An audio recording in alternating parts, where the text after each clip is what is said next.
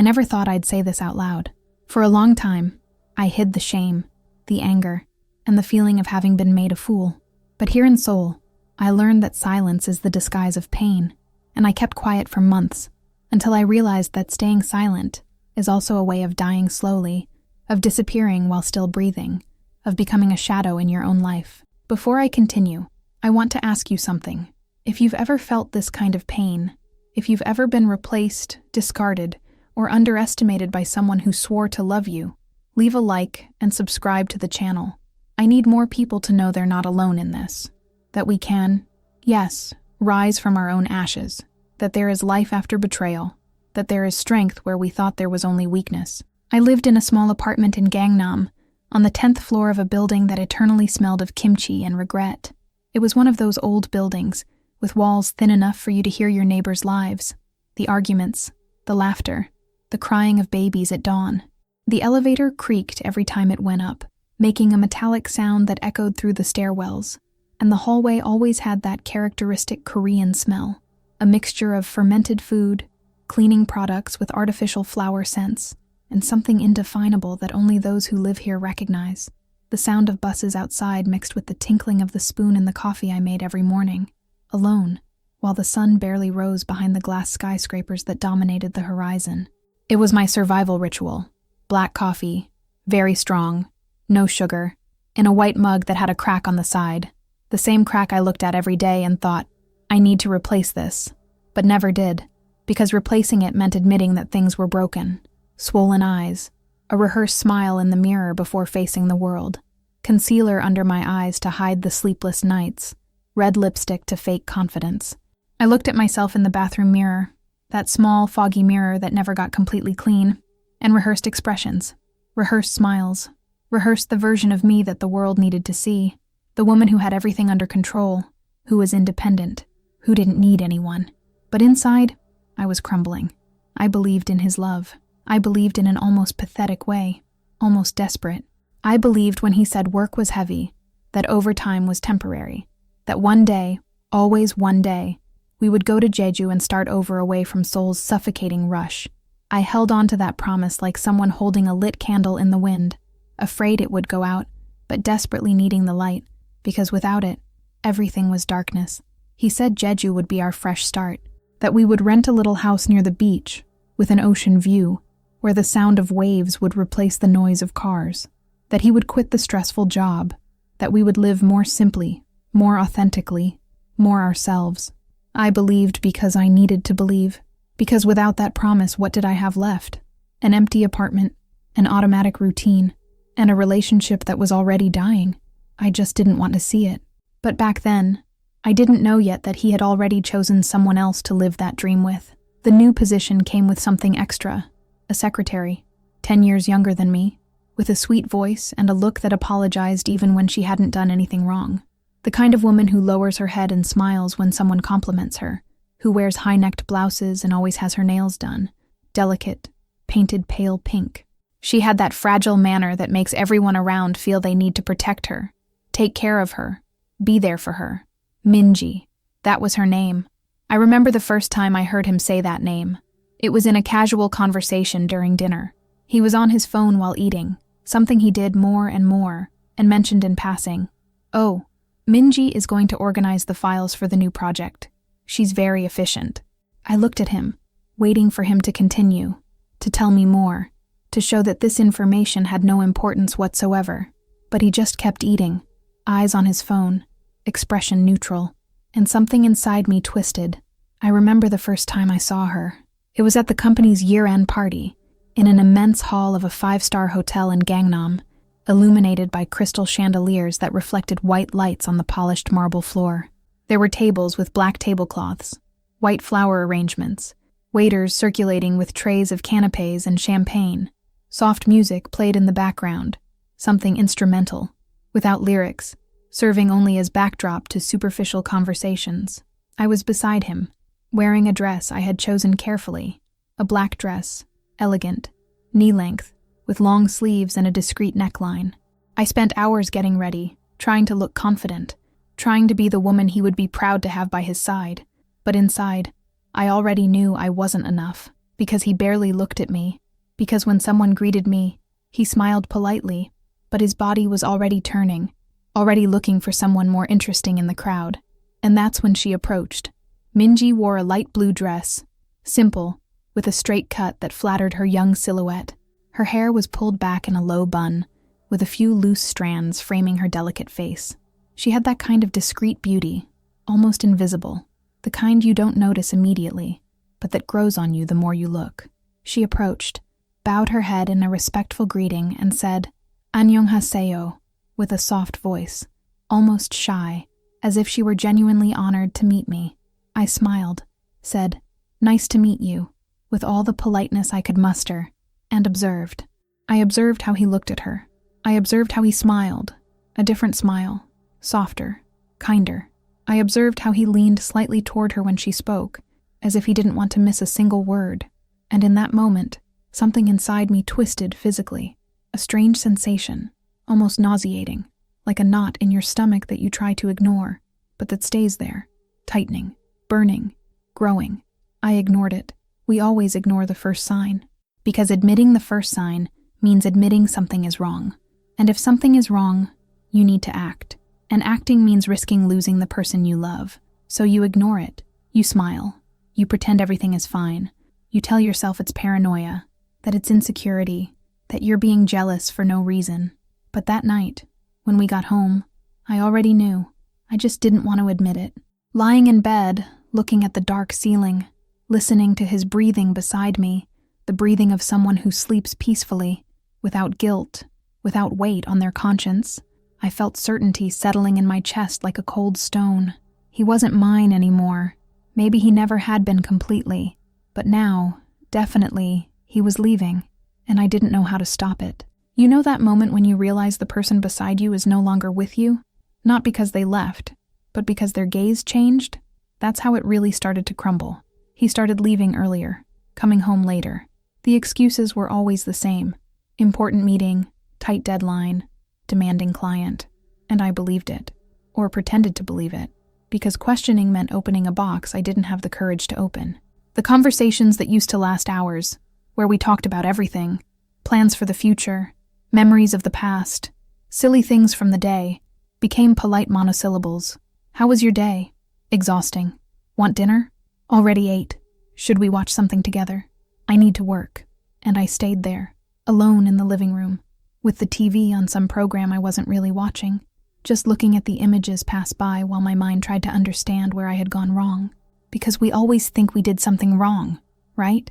That if we had been more understanding, more interesting, more beautiful, more calm, more cheerful, more something, the person wouldn't have pulled away. I started waking up at dawn, alone in bed, his side empty, the sheets cold. I would get up slowly, barefoot, and go to the living room. He was there, sitting on the couch, laptop on his lap and phone in his hand. The bluish light from the screen illuminated his face in a ghostly way, creating strange shadows that made him unrecognizable. When I appeared, he would turn off his phone quickly, too quickly to be innocent. He looked at me with an expression that tried to be casual, but I could see the discomfort. "Work?" I would ask, already knowing the answer. "Yeah, work." I wanted to scream, wanted to grab his phone and see what he was hiding so much. Wanted to demand the truth, make a scene, let out all the anger that was growing inside me like a suffocated monster. But I didn't do any of that, because some part of me still had hope that I was wrong, that it really was all work, that his love for me still existed, hidden somewhere beneath all the exhaustion and stress. But the body doesn't lie, and his body had already decided to leave me before he even had the courage to say it. He stopped touching me, stopped kissing me for real. You know those goodbye kisses that are just a mechanical movement, without emotion, without desire? Stopped looking at me as if he saw me. There was a day I walked past him in a towel, after a shower, and he didn't even look up from his phone. A while ago, he would have dropped everything to hug me, to make some joke, to show he still desired me. But now, nothing. I was invisible. And being invisible to someone you love is one of the worst pains in the world. Because you're still there, alive, breathing, existing. But to that person, you're already dead. One day, he left for a last-minute meeting. It was 9 at night. It was already dark outside. Seoul's sky covered by low clouds that reflected the city's orange lights. I had prepared dinner, bibimbap, his favorite dish, with all the ingredients carefully cut, arranged in the still hot stone pot. I set the table, lit a candle, put on soft music. I wanted to make a special night. I wanted to remind him how good it was to be with me. I wanted to bring back that look he used to have, that look of someone who saw me as the most important person in the world. I sent a message saying I had a surprise. He read it, didn't respond. I waited. 1 hour, 2 hours. I called. Voicemail. Called again. He hung up on me. Called a third time. Nothing. At 11 at night, I was still sitting at the table, looking at the food that had already gone cold, at the candle that had melted halfway, at the phone that didn't ring. At 2 in the morning, I was sitting on the kitchen floor, my back against the cabinet, hugging my knees, the phone beside me, waiting, always waiting. The cold plate was in the sink. The candle had gone out. The music had ended hours ago, and he didn't come back.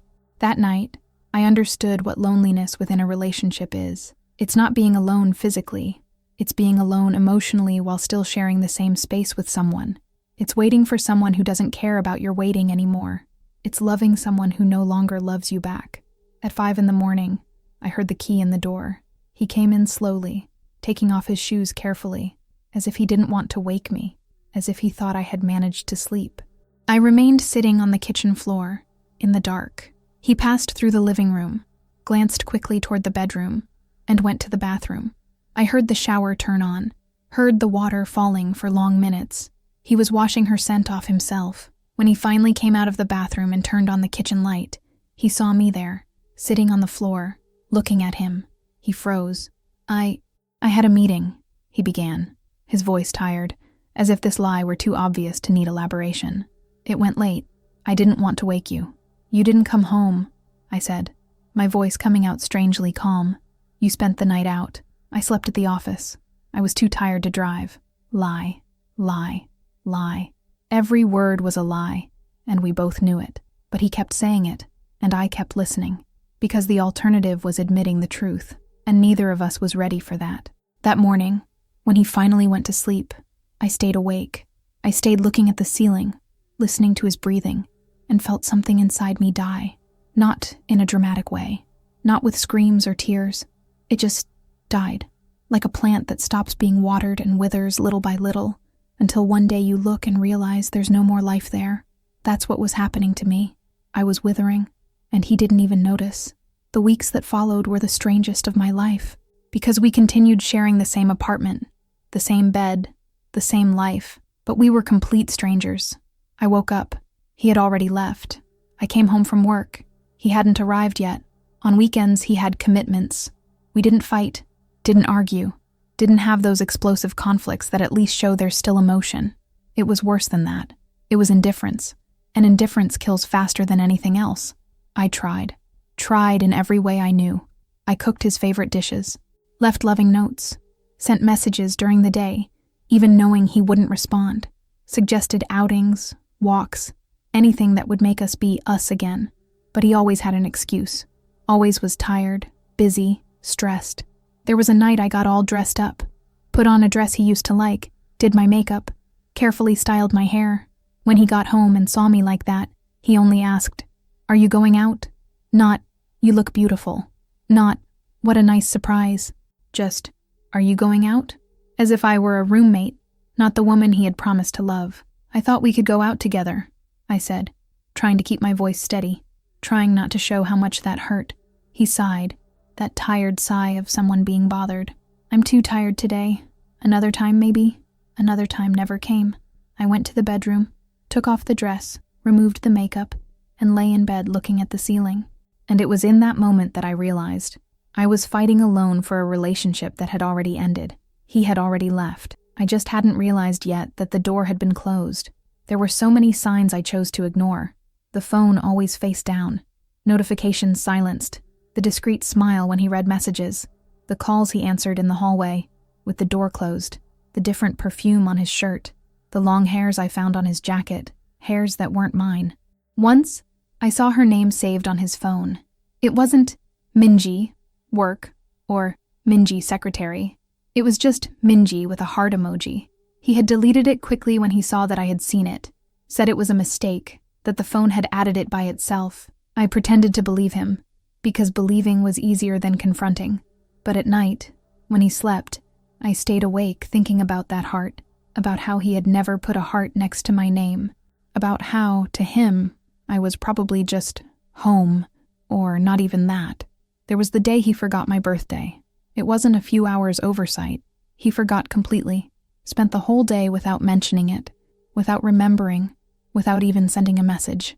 When I mentioned it at night, he slapped his forehead, made a regretful face and said, "Sorry, love. Everything at work is so hectic that I completely forgot. We'll make up for it this weekend, okay?" We never made up for it. And there was the day I found 2 movie tickets in his jacket pocket. 2 tickets for a movie I had said I wanted to see. A movie that had premiered last week. Already used tickets. He had gone with her. Had done the outing I wanted to do. With someone else. When I asked about the tickets, he got embarrassed. Stammered something about having gone with a work colleague. That it was last minute. That he didn't have time to let me know. I didn't argue. Just folded the tickets and put them in the dresser drawer. That drawer where we keep things we don't want to see, but also don't want to throw away. Have you ever collected evidence of betrayal without having the courage to confront? Because we do that. We keep each sign, each lie, each clue, not to use against the person, but to try to convince ourselves we're not going crazy, that what you're feeling is real, that you're not making it up, that something is wrong. And at the same time, we hope we're wrong, hope to discover it was all a misunderstanding, that you misinterpreted, that the person still loves you, and everything will be fine. But deep down, you already know the truth. You're just waiting to have enough courage to look it in the face. It went on like this for weeks. Weeks of heavy silence that filled every room of the apartment.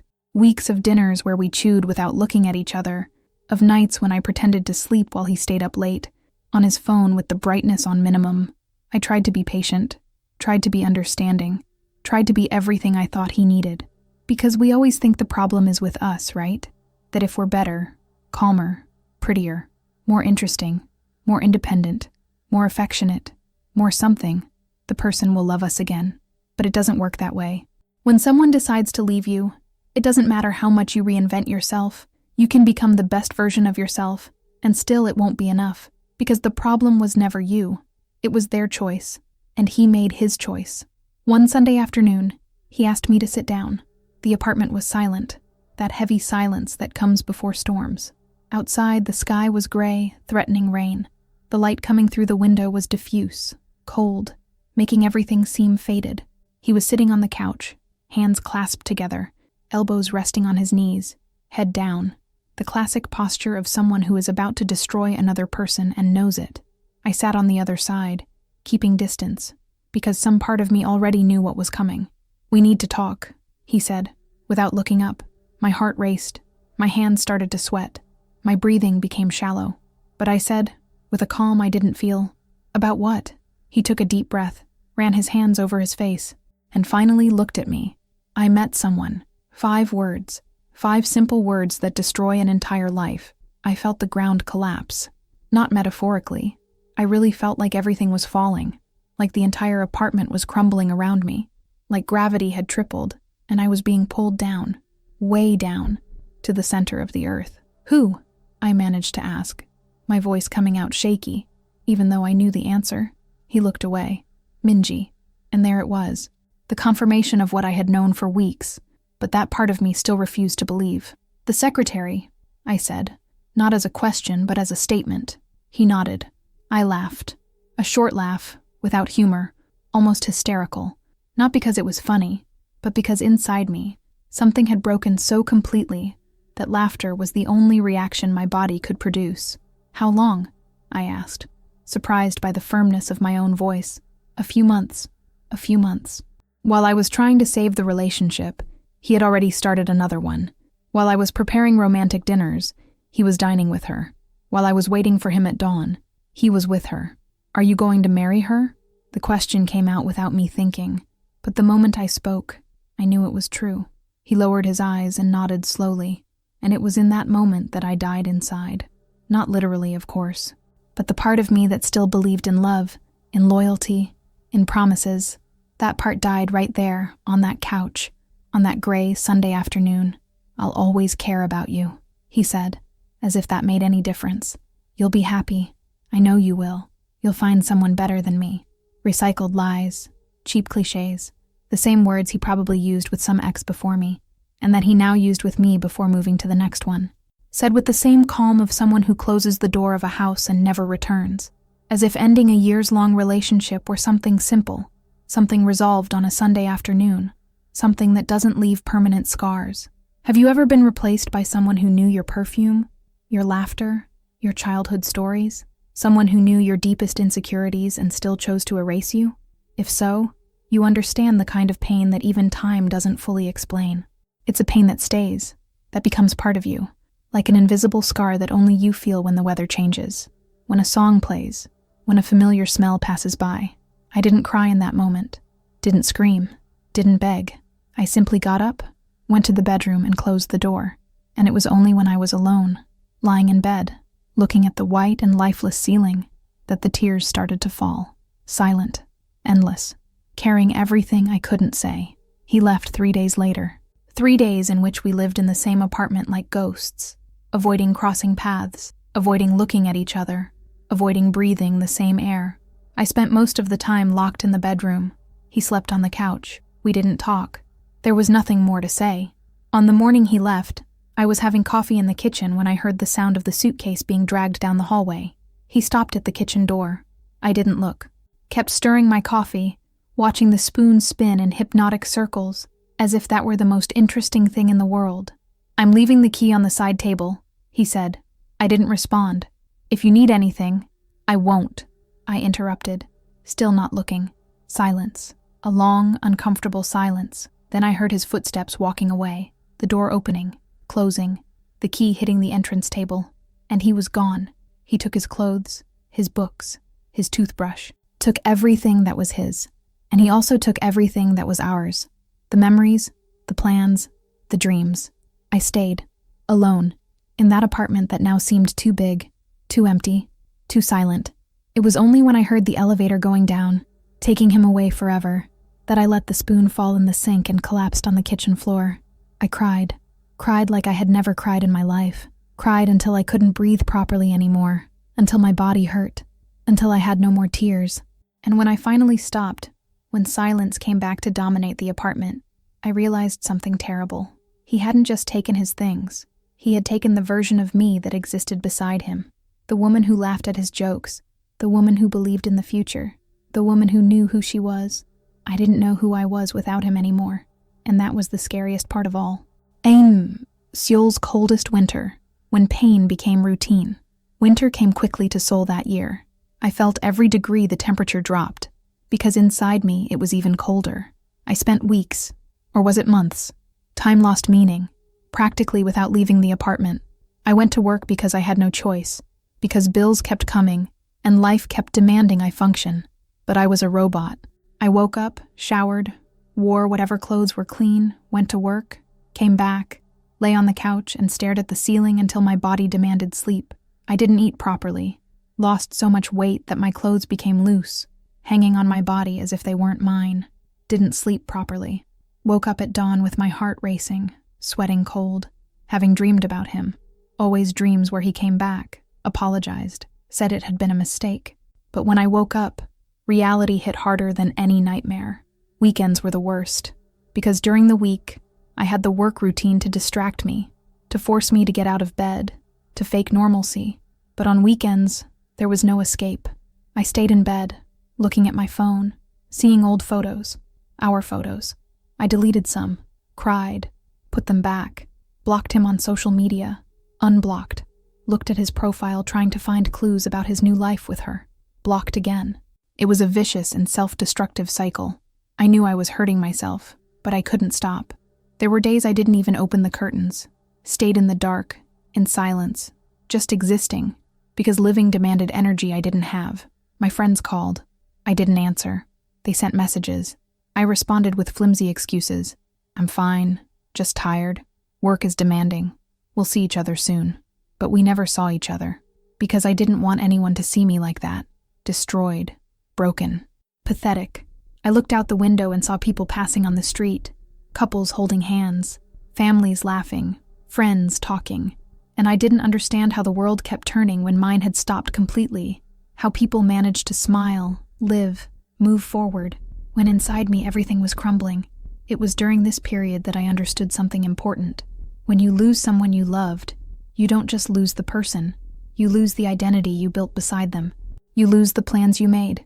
You lose the version of the future you believed you would live, and rebuilding all of that, from scratch, alone, without being sure who you really are without that person. That's the hardest part of all. But the worst was yet to come. 2 months after their wedding, yes, they got married quickly, in a small and discreet ceremony, as if haste could erase guilt or legitimize what had started in betrayal. I received a letter. I was coming back from the market. It was Saturday morning, and I had finally gathered the strength to go out, to buy some ingredients to make a simple ramyun, because even in the deepest depression, the body eventually demands food. When I passed through the building's lobby, the doorman called me and handed me an envelope. Large, white, with my name written by hand on the front, his name in the return address. My heart raced. For an idiotic, pathetic second, I thought it was an apology. A letter explaining everything, saying he had made a mistake, that he still loved me, that he wanted to come back. I still had hope. After everything, I still had hope. This shows how we cling to crumbs when we're starving. I went up to the apartment with the shopping bag in one hand and the envelope in the other, put the groceries in the kitchen and sat on the couch, looking at the envelope as if it were a bomb about to explode, because some part of me already knew it wasn't a love letter, knew he wasn't coming back, knew that whatever was inside that envelope would change everything. I opened it with trembling hands. Inside, papers, many papers, copies of contracts, corporate documents, signatures, and in the middle of everything, my name. I had never seen those documents, had no idea what they were, but there was my signature, perfect, identical, but fake. It took me a few minutes to understand what I was seeing. They were contracts from the company where he worked, financial agreements, value transfers, everything with my forged signature. He had used my name, had forged my signature on documents that diverted company resources, had created phantom accounts, had moved money irregularly, and put everything in my name. If someone discovered, and someone would discover because they always do, who would pay would be me, who could be arrested would be me, whose life would be destroyed would be me. He hadn't just broken my heart, he had tried to destroy my life. I couldn't breathe, literally. I felt like someone had squeezed my throat, like air wasn't reaching my lungs. I got up staggering, went to the kitchen sink, opened the faucet and threw cold water on my face, short breathing, heart racing, hands shaking so much I could barely hold on to the edge of the sink. I was having a panic attack. When I finally managed to breathe again, I went back to the couch and picked up the papers more carefully, trying to understand the extent of the problem. There was a note, written by hand, in his handwriting, that handwriting I used to find beautiful. Sorry about this. I had no choice. I needed a clean name to use, and yours was the most convenient. If you keep quiet, nothing will happen to you. But if you try to expose me, they'll discover everything. And you know I have connections. You know I can make your life hell. So do this. Forget you received this. Move on with your life, and let's pretend we never existed. I read that 3 times, trying to understand, trying to process, trying to believe that the man I loved, with whom I had planned a life, was capable of doing this. He didn't just betray me. He used me, turned me into an involuntary accomplice to a crime, and now was threatening me to ensure my silence. Do you know the feeling of discovering that the person you trusted most in the world is actually a monster? Not a horror movie monster, but a real, human monster who sleeps well at night after destroying lives. I cried, but this time, it wasn't just sadness. It was anger. A cold, deep anger that burned inside like acid. And it was in that anger that I found strength. I didn't sleep that night.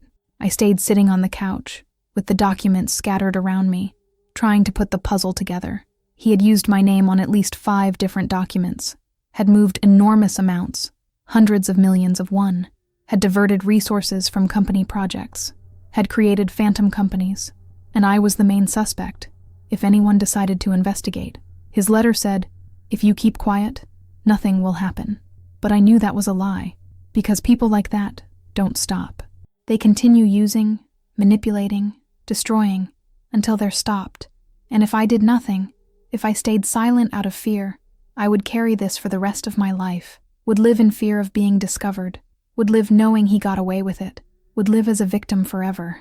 And I was tired of being a victim. The next morning I called a lawyer friend. I explained the situation, showed the documents. She was silent for long seconds. "This is serious," she finally said.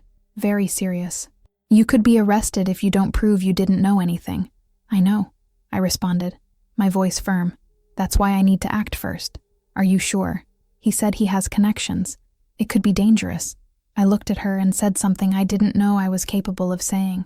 "I've already lost everything. What else can he take from me?" And it was true. He had already taken my love, my trust, my peace. There was nothing more to lose, only justice to gain.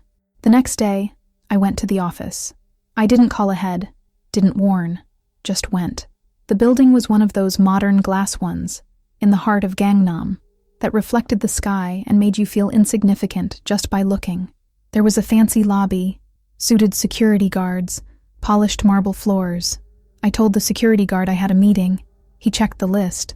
Obviously, my name wasn't there. "It's an unofficial meeting," I said, looking directly into his eyes. "With Mr. Kim. Tell him it's urgent." Something in my voice must have convinced him, because he picked up the phone, called, spoke quietly, and then indicated the elevators. 22nd floor. I went up with my heart beating so hard I could hear the sound echoing in my ears. When the elevator doors opened, there was a minimalist reception. White desk, leather chairs, artificial plants. "Can I help you?" the receptionist asked with a professional smile. "I'm here to see Mr. Kim. He's in a meeting at the moment. I'll wait." I sat in one of the chairs and crossed my legs, put the folder with the documents on my lap, and waited. 20 minutes later, the door to his office opened. They were both there. Him, in that gray suit he always wore when he wanted to look important, hair perfectly combed, tie impeccable. And her, Min-ji, now wife, wearing a navy blue business suit, hair pulled back in an elegant bun, a leather briefcase in hand. When he saw me, the blood drained from his face. "What are you doing here?" he asked, his voice coming out higher than normal, trying to sound firm but failing miserably. I stood up, grabbed the folder, and walked toward them. "We need to talk. This isn't the place. This is exactly the place," I interrupted, looking directly into his eyes. He looked around, seeing employees watching, and then nodded. "Let's go to the office." The three of us entered. He closed the door, and the silence that followed was heavy, suffocating. I put the folder on the desk, opened it, and spread out the documents, all with my forged signature. "This," I said, my voice coming out firmer than I expected. "You destroyed everything I had, and now you want to destroy who I am?" He lowered his eyes, couldn't look at me, and then, surprisingly, it was she who spoke. Min-ji, who until that moment had been silent, started crying. "I didn't know anything," she said, her voice breaking. "I swear, I only found out last week." I looked at her, confused. She approached the desk, also took documents from her briefcase, and placed them next to mine. "He used my name too," she continued. "There are contracts, accounts, everything. I only signed because I trusted him, because he said it was normal company procedure." I looked at her documents. They were similar to mine. Her signature on suspicious transfers, her name on accounts she hadn't opened. She had also been used. In that moment, I understood. He didn't love either of us. We were tools, convenient pieces in a scheme he had carefully assembled. Me, because I was the long-term girlfriend, trustworthy, who didn't question much. Her, because she was the new one, in love, who believed everything he said. "How could you?" I asked, finally looking at him. He was leaning against the wall, arms crossed, expression defensive. "You don't understand the pressure I was under," he said, his voice coming out almost like a whine. "The company was in trouble. I needed to find a way out. You two would have been fine if no one had found out." "If no one had found out?" I repeated, incredulous. "You used our names in illegal activities and think that was acceptable because maybe no one would find out." He didn't respond, just looked at the floor, like a child caught doing something wrong. And in that instant, I felt something turn inside me. It wasn't pain anymore, wasn't anger anymore. It was clarity. Absolute clarity that this man didn't even deserve my hatred. He was small, cowardly, pathetic, and I wasn't going to let him destroy me. I went home that day with a different weight in my chest. It was no longer the weight of pain or betrayal. It was the weight of decision. I knew what I needed to do. In the following days, I gathered all the evidence I had, talked to Minji, who, surprisingly, also wanted to expose everything.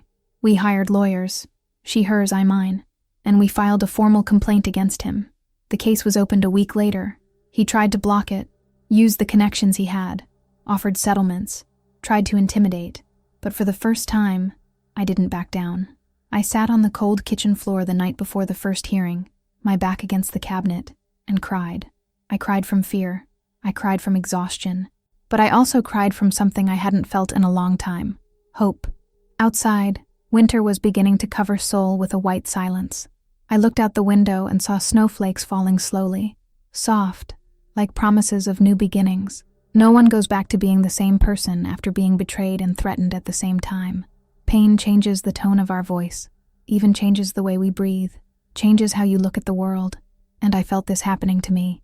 My voice became firmer, my breathing deeper, my posture more upright. I was changing, not going back to what I was, but becoming something new, something stronger. During the weeks leading up to the first hearing, I lived on autopilot. I woke up, went to work, came back, reviewed documents with the lawyer, slept, or tried to sleep. But inside, something was changing. I was gathering strength, building courage, preparing myself to face not just him, but the entire system that protects people like him. The hearing day arrived on a cold Tuesday morning. I woke up before the alarm went off, with my stomach churning and my hands sweating. I showered, wore a gray business suit, sober, professional, serious, pulled my hair back, put on light makeup. I looked in the mirror and saw a woman different from who she had been months ago. Thinner, deep dark circles, but the eyes had something new, determination. The courthouse was in an old building in downtown Seoul, with concrete walls that echoed every step.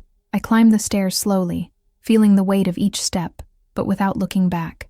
The lawyer was waiting for me at the entrance. "Ready?" she asked. I took a deep breath. "Ready." We entered together. The room was smaller than I imagined. White walls, tall windows, some wooden chairs. The judge hadn't arrived yet, and then I saw him, sitting on the other side of the room, with two lawyers beside him, in the same gray suit as always, except now, the suit didn't hide the fear. He was tense, rigid shoulders, hands clasped tightly, eyes avoiding mine. When the judge entered, everyone stood up. The formality of the process began. Introductions, reading of the accusation, legal procedures, and then it was my turn to speak. The judge looked at me and asked, "Do you confirm the accusation presented against Mr. Kim regarding the improper use of your identity in corporate documents?" I looked directly at him, at the man I had loved, at the man who had used me, at the man who had tried to destroy me, and I said, loud and clear, "I confirm," because for the first time, he's not the one speaking for me. I saw the impact of the words on his face. He closed his eyes for a second, as if he had been punched, and I felt something I didn't expect to feel: freedom. The process lasted months. There were endless hearings, where every detail was dissected, where every document was analyzed, where every word was weighed. Each hearing was a wound being reopened, because I had to remember everything, had to relive the betrayal, had to expose my pain publicly, had to admit, before strangers, that I had been deceived, used, manipulated. But it was also a reminder that I was still alive, that I was fighting, that I hadn't given up. His lawyer tried to paint me as resentful, as a bitter ex-lover who couldn't accept the end of the relationship, said I was making up accusations out of jealousy, revenge, spite, said the signature on the documents could have been done with my consent, and I simply didn't remember. After all, there were so many documents over the years we lived together. Said I was emotionally unstable, that I had a history of depression, that I wasn't a reliable witness. I listened to everything in silence, with my hands clasped in my lap, feeling the anger rise like bile in my throat, but keeping calm, because I knew something he didn't know. The documents didn't lie. The signature had been analyzed by 3 different experts. All reached the same conclusion. It was forged. The stroke pressure was different. The writing speed was different.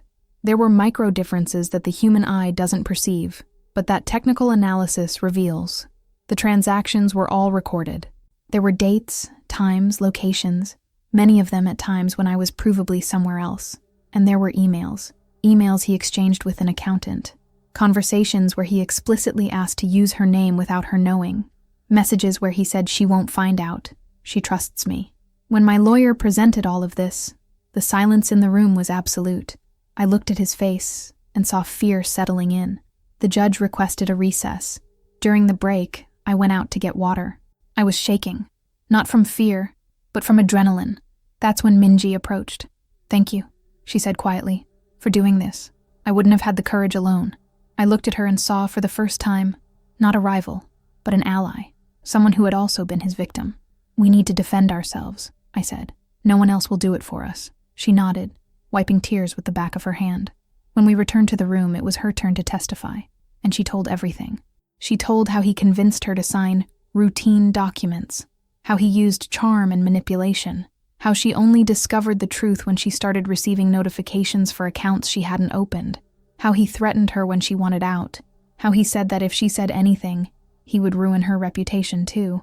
Her testimony lasted almost 2 hours, and when it ended, even his lawyer was silent, because it was impossible to deny. Impossible to say that two different women, who didn't even know each other well, were lying the same way about the same person. Truth has weight, and when it finally comes to light, nothing else matters. It was 9 months of legal proceedings, 9 months in which time seemed to drag and fly simultaneously, but in that time, something changed profoundly in me. I started therapy. I sat in that small room with a psychologist who listened without judging, and for the first time in months, I talked. I talked about everything, about the fear, about the anger, about the shame of having been deceived, about how I had lost myself trying to be what he wanted, about how I had forgotten who I was. "Who were you before him?" she asked me in one session. I was silent for long minutes because I didn't know how to answer. It had been so long that I defined my identity through the relationship that I no longer remembered who I was alone, and it was from that question that I started to find myself again. Little by little, I bought a subway ticket and started exploring Seoul again. I visited museums I had always wanted to go to, but never went because he found them boring. I walked through unfamiliar parks. I sat in random coffee shops just to feel what it was like to be alone without feeling abandoned. I discovered that coffee tastes different when you drink it slowly, paying attention, without rushing home to someone. I discovered that walking without a destination can be liberating. I discovered that silence doesn't have to be scary. It can be peaceful. I went back to work with more focus. I got a promotion. Small, but significant. I started going out with friends again, those I had neglected during the relationship. And they welcomed me with open arms, without judgments, without, "I told you so." Just, "We missed you." One day, on a Saturday afternoon, I went to Mapo Bridge. It was a place he and I used to go to at the beginning of the relationship, when we were still happy, or when I thought we were. I stood there, leaning on the railing, looking at the Han River. The city lights reflected on the water like broken memories, blinking slowly to the rhythm of the current. The wind was cold, cutting, making my eyes water. But this time, it wasn't just from the cold. It was from the realization that I had survived. Korea could be cold, but I was no longer the frozen woman he had left behind. I was someone else, stronger, calmer, more my own. I took my phone out of my pocket and deleted the last photos I still had of him. Not with anger, not with sadness, just with acceptance. That chapter had ended, and it was okay. The last hearing was on a cloudy October day. There was something symbolic about it, as if the sky were preparing for a new beginning. I entered the courthouse with steady hands, without trembling, without hesitating. Minji was there too, sitting a few chairs ahead. When our eyes met, she gave a small smile, sad, but genuine. The room filled up quickly. There were journalists. The case had gained some media attention. There were colleagues of his, curious. There were company employees, and there was him, sitting with the lawyers, shoulders slumped, defeated expression. When the judge entered, everyone stood up. And then, the moment came. The judge read the verdict with a clear and firm voice. After careful analysis of the evidence presented, witness testimonies, and expert reports, this court concludes that the defendant, Mr. Kim, is guilty of, he listed each crime: signature forgery, improper use of identity, diversion of corporate resources, creation of phantom accounts, witness intimidation. Each word fell in the room like a death sentence. The defendant must pay a fine in the amount of, must serve a sentence of, and will have his professional record permanently marked. I closed my eyes. I didn't feel joy, didn't feel satisfied revenge. I just felt relief, a deep relief, almost physical, as if a weight I had been carrying for months had finally been lifted from my shoulders. Because finally, after everything, I had been heard. I had been believed. I had fought and won. When I left the courthouse, I stopped on the stairs and took a deep breath. The air was fresh, with the smell of approaching rain. Minji caught up to me. "Thank you," she said again, "for not giving up." "Thank you," I replied, "for having the courage to testify." We stood there for a few seconds, two women who had been victims of the same man, but who were now free. "What are you going to do now?" she asked. I looked at the gray sky and smiled for the first time in a long time. Live. Today, almost a year after everything, I'm a different person. I still live in the same apartment in Gangnam, but now it doesn't smell like regret anymore. It smells like fresh coffee, like flowers I buy every week at the market, like scented candles I light on weekends.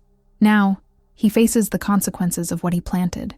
He lost his job, was sued by the company, his reputation was destroyed, and he had to pay, financially, professionally, socially. And her, Minji, she also pays the price for the choices she made. But unlike before, I don't feel anger, don't feel resentment. I just feel distance, as if everything had happened in another life, with another version of me that no longer exists, because that woman who cried on the kitchen floor, who lost herself trying to please, who accepted crumbs thinking it was love, she died. And in her place, someone new was born, someone who knows her worth, someone who doesn't accept less than she deserves, someone who understands that love doesn't hurt, doesn't manipulate, doesn't destroy. Today, when I close my eyes, I see my reflection in the subway window, passing by the city lights. It's me, whole, scarred, but alive. The woman he tried to erase, but his false love wasn't strong enough for that. I'm still here, breathing, existing, living, and that by itself is my greatest victory. In Korea, I learned that even the coldest winter holds a spring, and mine has finally arrived. I don't hate him anymore. Don't love him either. I just remember, and remembering no longer hurts. Because the real victory wasn't seeing him pay for the crimes he committed. It was choosing myself. It was rebuilding myself brick by brick. It was realizing that I never needed his approval, his love, his validation to be enough. I was always enough. I had just forgotten that for a while. And now that I remember, nothing can take that away from me anymore. If you're going through something similar right now, I want to tell you a few things. First, it's not your fault. No matter what they told you, what you believe, what your mind repeats in the early mornings, it's not your fault. You weren't replaced because you weren't enough. You were replaced because the other person chose to be disloyal. And that choice says nothing about you. It says everything about their character. Second, it's going to hurt. It's going to hurt a lot, in ways you didn't imagine were possible to hurt.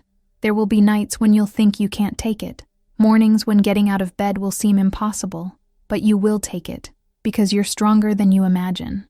Third, don't rush to get over it. Society loves to tell us to move on, as if pain had an expiration date. It doesn't. You'll need whatever time you need, and that's okay. Cry, scream, break plates if you need to. Feel everything you need to feel. Just don't stay trapped in that pain forever. Fourth, he doesn't go back to being who you thought he was, because he never was. The person you loved was a projection, a fantasy, a version you created based on the crumbs he gave you.